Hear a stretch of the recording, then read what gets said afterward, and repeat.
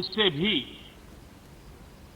राजनीतिक जीवन से जुड़े हुए लोग परिचित हैं।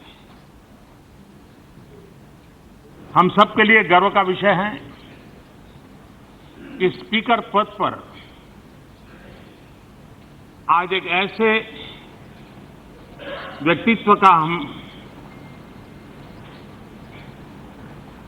अनुमोदन कर रहे हैं,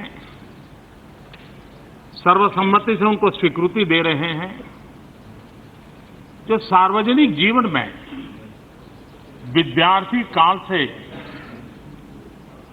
छात्र संगठनों से जुड़ते हुए यूनिवर्सिटी की छात्र गतिविधि का नेतृत्व करते हुए जीवन का सर्वाधिक उत्तम समय किसी भी प्रकार के ब्रेक के बिना अखंड अविरत समाज जीवन की किसी न किसी गतिविधि से जुड़ा रहा।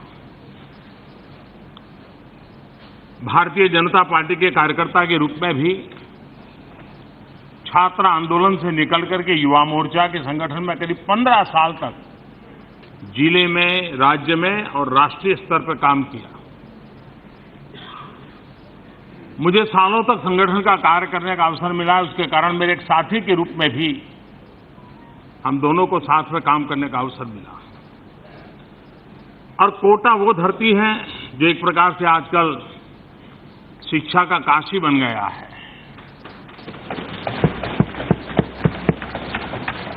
जिनके भी दिल दिमाग में कैरियर की प्राथमिकता है, वो कोटा को पसंद करता है। कोटा में रहेगा, कोटा में पढ़ेगा और कोटा से अपनी जिंदगी बनाता है। राजस्थान के कोने सा छोटा सा शहर आज एक प्रकार से लघु भारत बन गया है। और कोटा का ये परिवर्तन जिस नेतृत्व के सामने हुआ है, जिसके योगदान से हुआ है, जिसके इनिशिएटिव से हुआ है, वो नाम है श्रीमान ओम बिरला जी।